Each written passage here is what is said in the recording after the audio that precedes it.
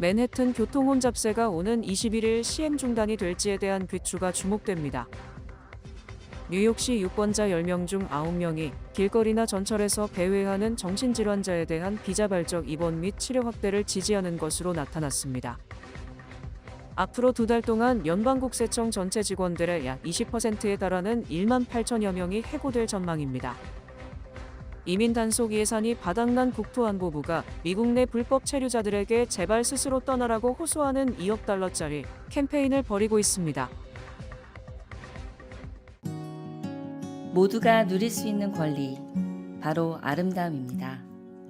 키스는 누구나 더 쉽고 당당하게 자신의 아름다움을 즐길 수 있는 세상을 꿈꿉니다. 키스는 우리 모두의 미래가 더 아름답게 빛날 수 있도록 최선을 다할 것입니다. 당신의 아름다움의 모든 순간, 키스가 함께합니다. 뉴뱅크와 함께 꿈의 집을 마련하세요. 빠른 승인, 맞춤형 서비스, 전문가 상담, 지역 전문성, 경쟁력 있는 이자율. 뉴뱅크가 주택 소유를 쉽고 간편하게 모든 단계에서 도움을 드립니다. 지금 바로 가까운 뉴뱅크 지점을 방문해서 홈모기지 대출 상품에 대해 문의하세요. 뉴뱅크 제공입니다.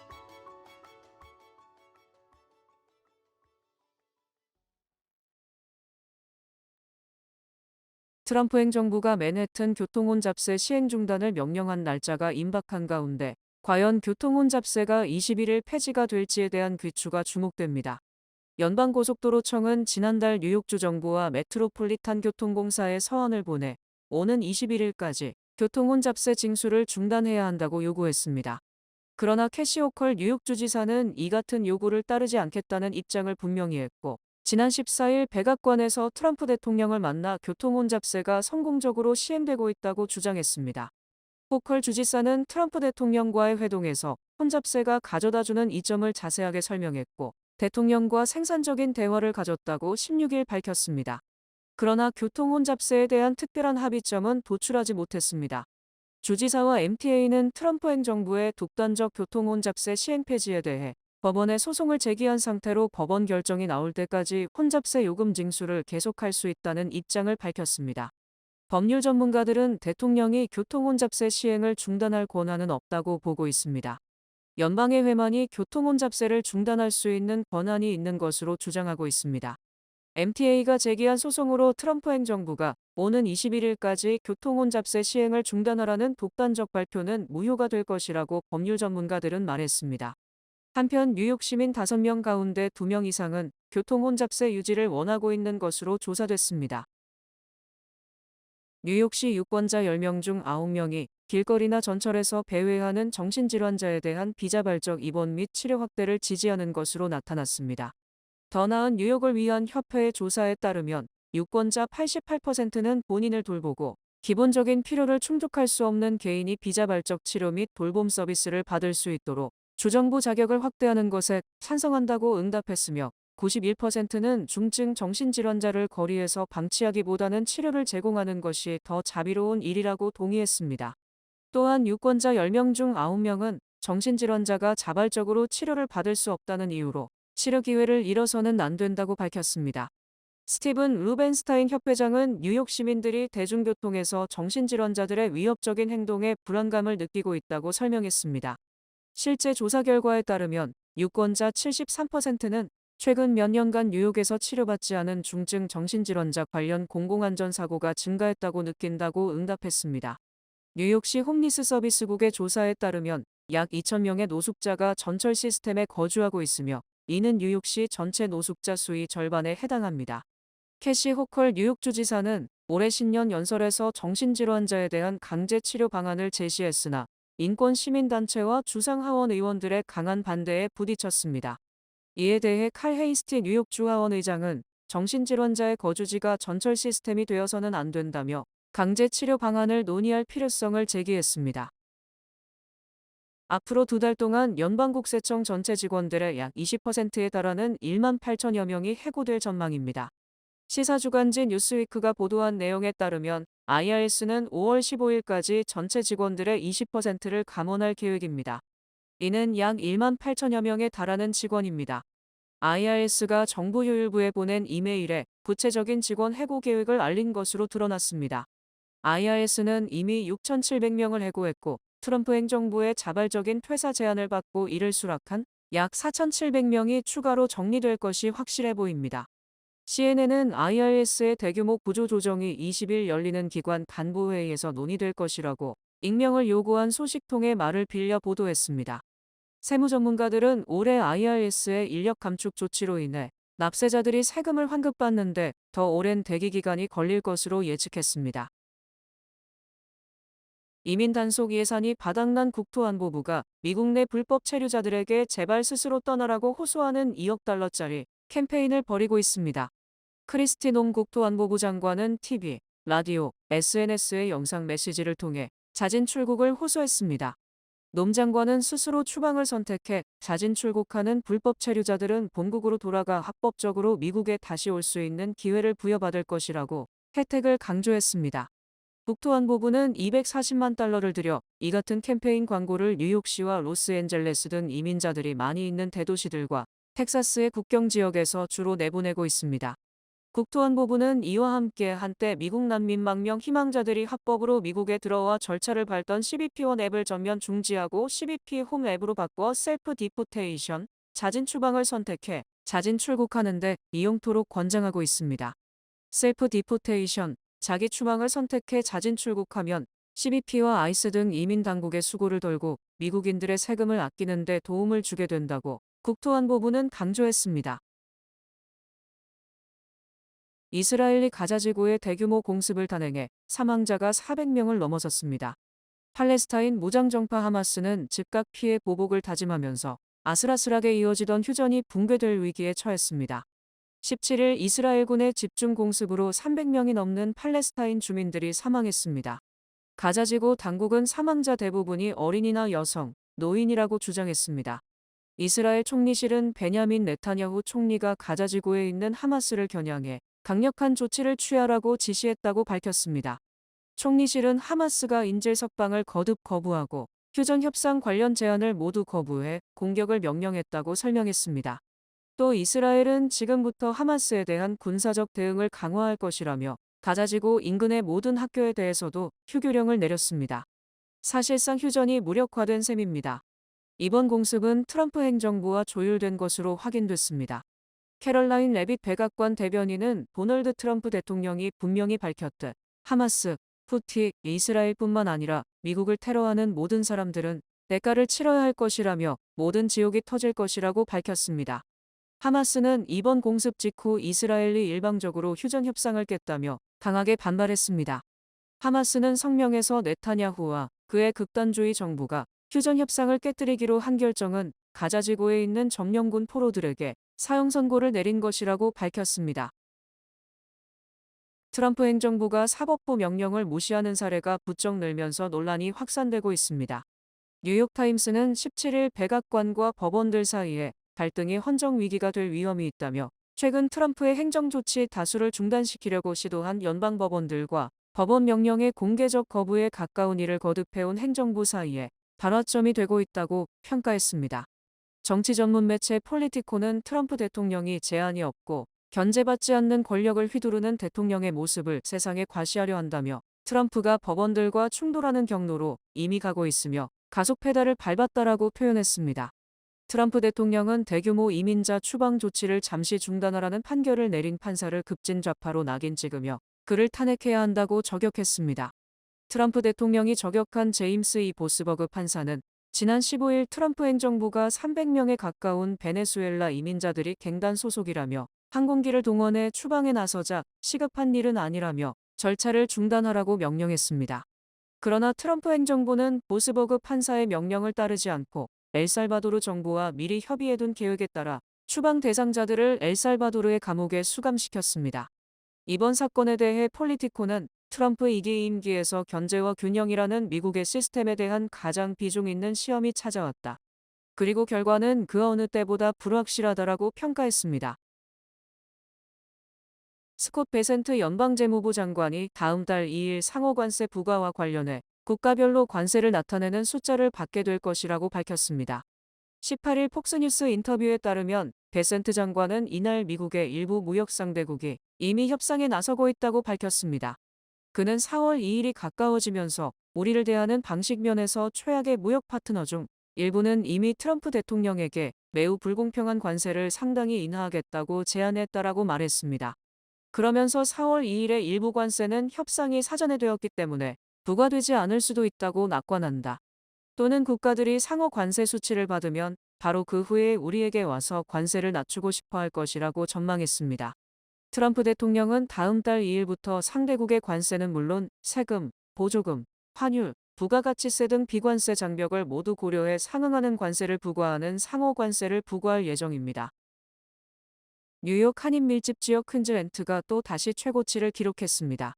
부동산 전문 업체 M&S의 분석에 따르면 지난달 퀸즈의 평균 렌트는 2,929달러로 전년 동월 대비 4.62% 상승했으며 이는 전월 대비 0.92% 오른 수치로 역대 최고치입니다.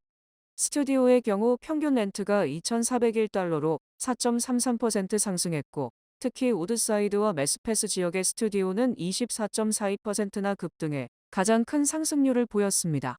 원베드룸은 평균 2,831달러로 4.7% 상승했으며 마스토리아 지역에서는 16.17% 오른 3,133달러를 기록했습니다. 투베드룸은 평균 3,555달러로 4.74% 상승했으며 레고파크 지역이 가장 큰 폭인 17.55% 상승을 보였습니다. 지역별로는 롱아일랜드 시티가 퀸즈 내에서 평균 렌트가 가장 높았으며 스튜디오 렌트는 3,543달러, 원베드룸은 4,046달러, 투베드룸은 6,046달러에 달했습니다. 반면 평균 렌트가 가장 낮은 플러싱은 스튜디오 1,712달러, 원베드룸 2,575달러, 투베드룸 3,411달러였습니다. 또한 지난달 대부분 지역의 렌트가 오르며 상승세를 보였지만 플러싱, 서니사이드, 엘름허스트, 잭슨 하이츠 등 일부 지역은 렌트가 전월 대비 떨어졌습니다.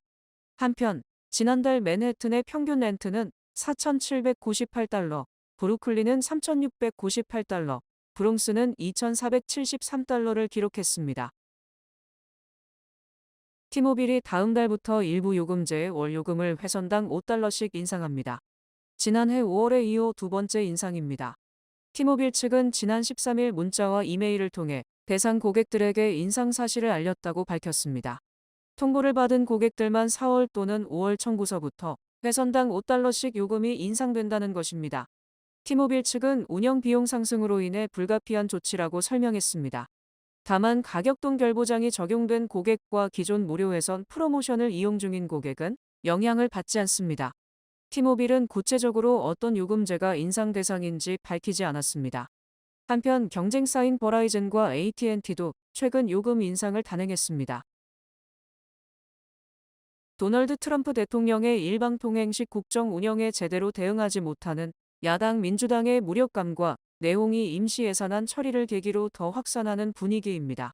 민주당 상원 의원들이 공화당과의 임시 예산안 싸움에서 패배하고 전열을 재정비하는 가운데 민주당 지도부의 전력에 대한 당내 논란이 계속되고 있습니다.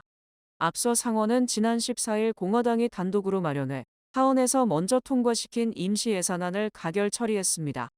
상원 의석 구조상 민주당이 임시 예산안 처리를 막을 수 있었지만 척 슈머 민주당 상원 원내대표와 9명의 민주당 의원이 필리버스터를 끝내는 절차 투표에서 찬성표를 던져 예산안 처리를 가능하게 했습니다. 민주당의 반대로 예산안이 15일 0시까지 처리되지 않을 경우 연방정부의 업무를 일시 중단하는 셧다운이 발생할 수 있는 상황이었는데 민주당 상원 지도부는 셧다운 사태에 이를 경우 이에 따른 정치적 실이 득보다 크다는 계산하에 이 같은 선택을 했습니다. 당시 슈머 상원 원내대표는 셧다운이 발생하면 트럼프 대통령이 연방정부 조직의 대대적인 축소를 더 신속하게 추진할 수 있다고 주장했습니다. 그러나 민주당 상원 지도부가 제대로 싸워보지도 않고 트럼프 대통령을 상대로 이용할 수 있던 유일한 지렛대를 너무 쉽게 포기했다는 비판이 당내에서 잇따랐습니다. 일부 민주당 의원은 지도부가 나쁜 선례를 남겼다고 지적했습니다. 폴리티코는 민주당이 트럼프 행정부 대응 전략을 두고 분열상을 드러낸 게 이번이 처음이 아니라면서 민주당 내에는 트럼프 대통령에 대항하기 위해 얼마나 큰 정치적 위험 부담을 감수할 것인가에 대한 솔직한 대화가 필요하다는 의견이 있다고 전했습니다. 뱅크 오브 호프가 드리는 경쟁력 있는 이자율의 12개월 정기 예금 상품, 가까운 뱅크 오브 호프 지점에서 만나보세요. 이 프로그램은 희망을 설계하는 전문가들의 은행, 뱅크 오브 호프 제공입니다. 주요 단신 전해드립니다. 2023년에서 2024년 전 세계 7만 명을 대상으로 한 여론조사 분석 결과 한국의 15세에서 29세 청년 64.8%가 정부를 믿지 않는 것으로 나타났습니다. 수년간 올림픽 퇴출설에 시달린 복싱이 2028 LA 여름 올림픽에서 잔류가 거의 확실시되며 정식 종목으로 채택될 전망입니다. 브라운 대학교가 유학생인 재학생들과 외국 국적 교직원들에게 재입국 거부를 우려하며 해외여행을 자제하라고 권고했습니다. 독일 자동차 업체 아우디가 생산직을 제외한 사무직 감원 등 구조조정 방안에 합의하며 2029년까지 일자리 7,500개를 줄이기로 했다고 발표했습니다. 프랑스가 미국 독립 100주년을 기념해 선물했으나 트럼프 행정부 출범 후 미국은 자유의 가치를 전혀 대표하지 못하고 있다는 이유에서 프랑스 한 정치인이 자유의 여신상 반환을 요구했습니다. 패스트 패션 소매업체 포에버 21 운영사와 일부 자회사가 델라웨어주 파산법원에 6년 만에 다시 파산 보호 절차를 신청했습니다. 현재 사회보장연금 과다지급금을 10%씩 분할 반납하고 있으나 3월 27일 이후에는 한꺼번에 100% 환수당하기 때문에 사회보장연금을 과다지급 받아도 쓰지 말아야 할 것으로 권고됩니다. 연방통신위원회가 소셜미디어 영상에서 목소리를 추출해 복제하고 피해자에게 가족이 위험에 빠진 것처럼 속여 노년층에게 돈을 요구하는 인공지능 음성 복제 사기 전화 주의보를 내렸습니다. 날씨 전해드립니다. 수요일인 내일은 대체로 흐리겠습니다. 낮 최고 기온은 61도, 최저 기온은 45도입니다. 해 뜨는 시간은 7시 1분, 해 지는 시간은 7시 7분입니다. 이상으로 주간 날씨와 세계 날씨 전해드립니다.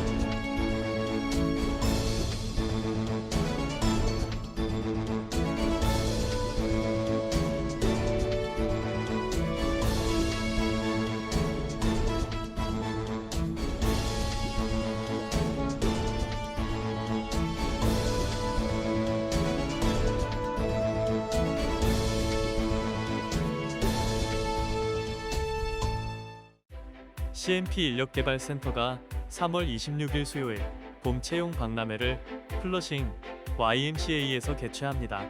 뉴욕 시정부 기관들과 헬스케어, 비영리기관, 서비스 직종 등 40여 기업 및 기관이 채용 박람회에 참가합니다.